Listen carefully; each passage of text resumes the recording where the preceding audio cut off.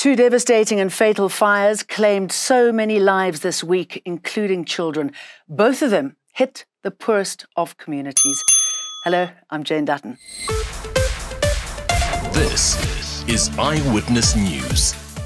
In Johannesburg CBD, a fire engulfed a 5-story hijacked building, killing more than 70 people.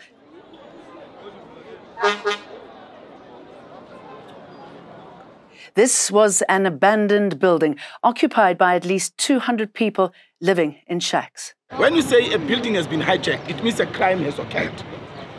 Women who have taken their savings and invested in buildings, as soon as they get title deeds, when they go to the building, it's hijacked.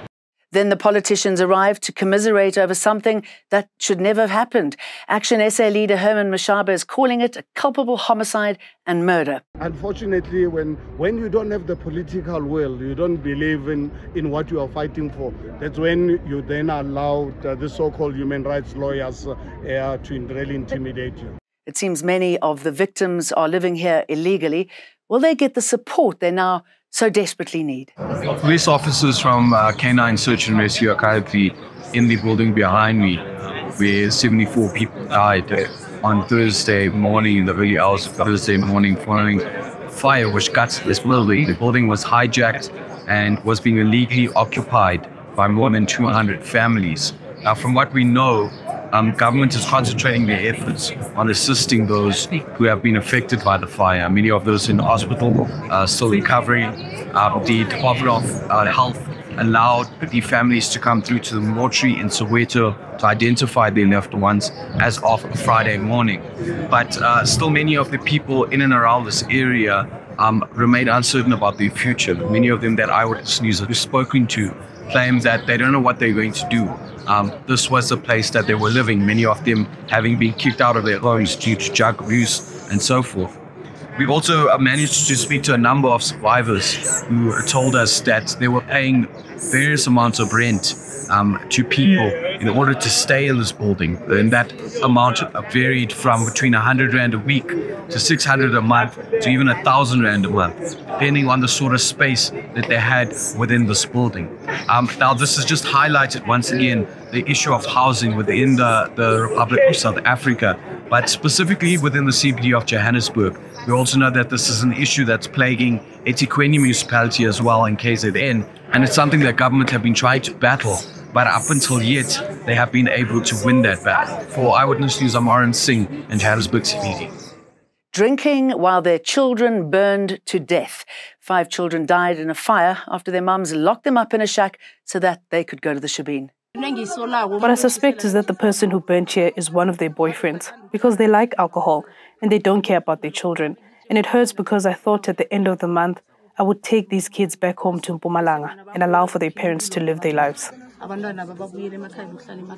7 shacks of Itereleng informal settlement in Pretoria totally destroyed. You see our area, the situation is not right for you to lock up the kids and then go for more couple hours.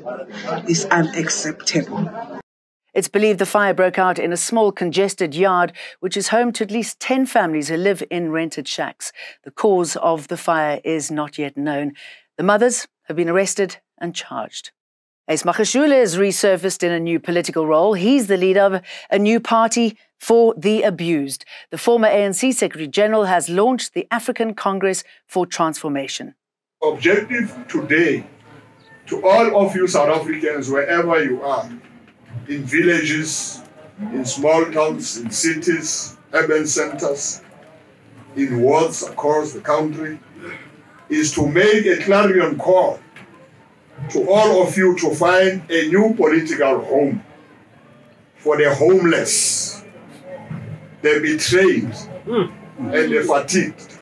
Magashule was expelled from the ANC 2 months ago, and allegations of corruption hanging over his head. That doesn't seem to stop his belief of victory at the ballot box. He's roped in fired and disgraced former Hawks head Burning in Tlemeza and a number of ANC councillors to join his movement. His fractious tenure as Secretary-General of the ANC left him a weaker politician than when he was elected to the role back in 2017. So what are his chances of success at the ballot box? Nandipa Magdumana turned herself into a victim in the Thabo Bester escape saga. She says Bester forced her to leave South Africa and that she needs to be released on bail to look after her children. She's also been accused of defrauding companies to the tune of millions. This is what happened. Well, Dr. Nandipa Magdumana is going to have to wait until Monday to see whether she can be granted bail or not. This after the defense, her advocate, Frans Dlamini, poked holes in the state's defense today when she appeared in a second day for her bail hearing. They were unable to conclude the operations in court, and so it had been postponed until Monday. Now, Advocate Frans Dlamini claims that the schedule on which the state is basing its evidence on, a Schedule 5 offense or Schedule 5 offenses in respect of what Magdumana has been charged with, is not in fact Schedule 5, but rather Schedule 1 offenses. And the state seemed a bit shocked by this revelation when it was brought up in court, as they claim they had previously discussed this with Magdumana's offense, and all parties had agreed that she was facing Schedule 5 offenses. Now, the state strongly opposes Magdumana's bail application, claiming she is a flight risk and therefore she should not be granted bail. But we'll have to wait until Monday before the magistrate makes a decision on whether she can be granted bail or not. For Eyewitness News, I'm Arun Singh. Gabon has a new leader. The military has named General Brice Oligui Nguema as transitional leader. That's after a coup that led to the overthrow and house arrest of President Ali Bongo Ondimba. Bongo's son and many others have been arrested for treason, embezzlement, corruption, and falsifying the president's signature, among many other allegations. The president has called on help and intervention. Now we wait to see how the rest of the world deals with something that many at home seem to support. The coup against Bongo comes 14 years since he's been in power and just days after he'd been declared the victor in Saturday's elections. Whitewash and unadulterated claptrap.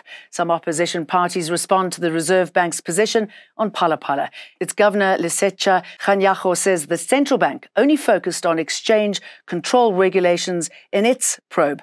Kganyago says any other alleged violations by the farm or President Ramaphosa are not part of the bank's mandate and investigating powers, and that evidence before the Reserve Bank could not prove that Cyril Ramaphosa and his farm violated exchange controls by keeping foreign currency. On the facts available to it, cannot conclude that there was a contravention of Exchange Control Regulation 6.1 by either Ntabanyoni Estates or the president for that matter.